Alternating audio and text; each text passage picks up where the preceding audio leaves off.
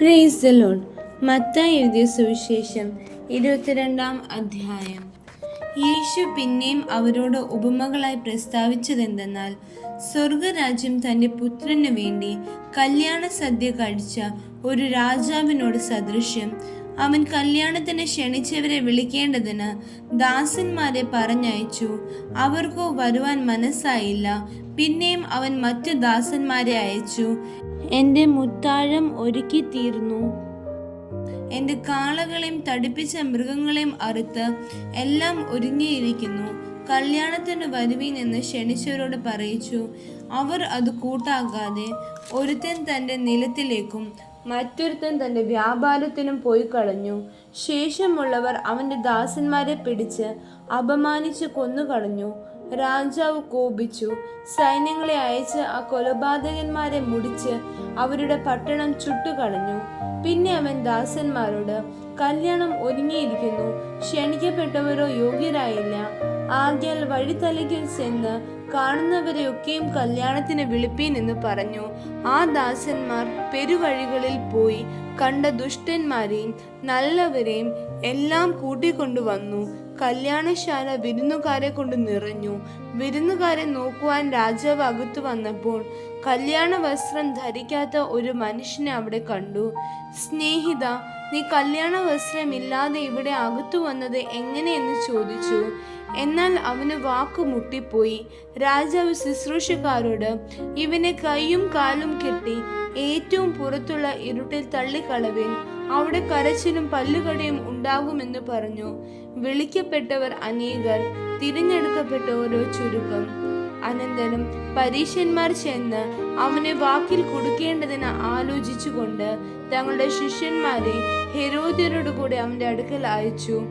ഗുരു, നീ സത്യവാനും ദൈവത്തിന്റെ വഴി നേരായി പഠിപ്പിക്കുന്നവനും മനുഷ്യരുടെ മുഖം നോക്കാത്തവനുമാകിയാൽ ആരെയും ശങ്കയില്ലാത്തവനും ആകുന്നു എന്ന് ഞങ്ങൾ അറിയുന്നു. നിനക്ക് എന്തു തോന്നുന്നു? കൈസർക്ക് കരം കൊടുക്കുന്നത് വിഹിതമോ അല്ലയോ എന്ന് പറഞ്ഞു തരണമെന്ന് പറയിച്ചു. യേശു അവരുടെ ദുഷ്ടത അറിഞ്ഞു. കപടഭക്തിക്കാരെ, എന്നെ പരീക്ഷിക്കുന്നത് എന്ത്? കരത്തിനുള്ള നാണയം കാണിപ്പീൻ എന്ന് പറഞ്ഞു. അവർ അവന്റെ അടുക്കൽ ഒരു വെള്ളിക്കാശ് കൊണ്ടുവന്നു. അവനവരോട്, ഈ സ്വരൂപവും മേലെഴുത്തും ആരുടേതെന്ന് ചോദിച്ചതിന് കൈസരുടേത് എന്ന് അവർ പറഞ്ഞു. എന്നാൽ കൈസർക്കുള്ളത് കൈസർക്കും ദൈവത്തിനുള്ളത് ദൈവത്തിനും കൊടുപ്പീൻ എന്ന് അവൻ അവരോട് പറഞ്ഞു. അവർ കേട്ട് ആശ്ചര്യപ്പെട്ടു. അവനെ വിട്ടു പോയി കളഞ്ഞു. പുനരുത്ഥാനം ഇല്ല എന്ന് പറയുന്ന സദൂക്യരും അന്ന് അവന്റെ അടുക്കൽ വന്നു. ഗുരു, ഒരുത്തൻ മക്കളില്ലാതെ മരിച്ചാൽ അവന്റെ സഹോദരൻ അവന്റെ ഭാര്യയെ ദേവര വിവാഹം കഴിച്ച് തൻ്റെ സഹോദരന് സന്തതിയെ ജനിപ്പിക്കണമെന്ന് മോശെ കൽപ്പിച്ചുവല്ലോ. എന്നാൽ ഞങ്ങളുടെ ഇടയിൽ 7 സഹോദരന്മാർ ഉണ്ടായിരുന്നു. അവരിൽ ഒന്നാമത്തവൻ വിവാഹം ചെയ്ത ശേഷം മരിച്ചു. സന്തതി ഇല്ലായ്കയാൽ തൻ്റെ ഭാര്യയെ സഹോദരന് വിട്ടയച്ചു. രണ്ടാമത്തവനും മൂന്നാമത്തവനും 7-ാമത്തവൻ വരെ അങ്ങനെ തന്നെ. എല്ലാവരും കഴിഞ്ഞിട്ട് ഒടുവിൽ സ്ത്രീയും മരിച്ചു.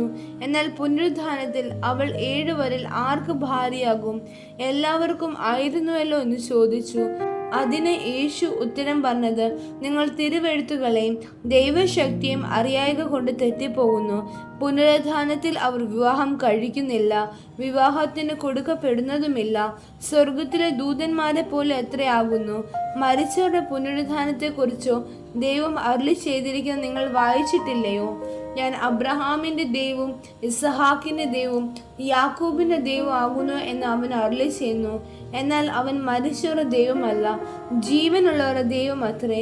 പുരുഷാരം ഇത് കേട്ടിട്ട് അവന്റെ ഉപദേശത്തിൽ വിസ്മയിച്ചു. സദൂക്യരെ അവൻ മിണ്ടാതാക്കിയ പ്രകാരം കേട്ടിട്ട് പരീശന്മാർ ഒന്നിച്ചുകൂടി. അവരിൽ ഒരു വൈദികൻ അവനെ പരീക്ഷിച്ചു. ഗുരു, ന്യായപ്രമാണത്തിൽ ഏത് കൽപ്പന വലുതെന്ന് ചോദിച്ചു. യേശു അവനോട്, നിന്റെ ദൈവമായ കർത്താവിനെ നീ പൂർണ്ണ ഹൃദയത്തോടും പൂർണ്ണ ആത്മാവോടും പൂർണ്ണ മനസ്സോടും കൂടെ സ്നേഹിക്കണം. ഇതാകുന്നു വലിയതും ഒന്നാമത്തതുമായ കൽപ്പന. രണ്ടാമത്തത് അതിനോട് സമം, കൂട്ടുകാരനെ നിന്നെ പോലെ തന്നെ സ്നേഹിക്കണം. ഈ 2 കൽപ്പനകളിൽ സകല ന്യായപ്രമാണവും പ്രവാചകന്മാരും അടങ്ങിയിരിക്കുന്നു എന്ന് പറഞ്ഞു. പരീശന്മാർ ഒരുമിച്ച് കൂടിയിരിക്കുമ്പോൾ യേശു അവരോട്, ക്രിസ്തുവിനെ കുറിച്ച് നിങ്ങൾക്ക് എന്തു തോന്നുന്നു? അവൻ ആരുടെ പുത്രൻ എന്ന് ചോദിച്ചു. ദാവീദിന്റെ പുത്രൻ എന്ന് അവർ പറഞ്ഞു. അവൻ അവരോട്, എന്നാൽ ദാവീദ് ആത്മാവിൽ അവനെ കർത്താവ് എന്ന് വിളിക്കുന്നത് എങ്ങനെ? ഞാൻ നിന്റെ ശത്രുക്കളെ നിന്റെ പാദപീഠമാക്കുവോളം എൻ്റെ വലത്തു ഭാഗത്തിരിക്ക എന്ന് കർത്താവ് എൻ്റെ കർത്താവിനോട് അരുളി ചെയ്തു എന്ന് അവൻ പറയുന്നുവല്ലോ. ദാവീദ് അവനെ കർത്താവ് എന്ന് പറയുന്നുവെങ്കിൽ അവന്റെ പുത്രൻ ആകുന്നത് എങ്ങനെയെന്ന് ചോദിച്ചു. അവനോട് ഉത്തരം പറയുവാൻ ആർക്കും കഴിഞ്ഞില്ല. അന്നു മുതൽ ആരും അവനോട് ഒന്നും ചോദിപ്പാൻ തുനിഞ്ഞതുമില്ല. ആമേൻ.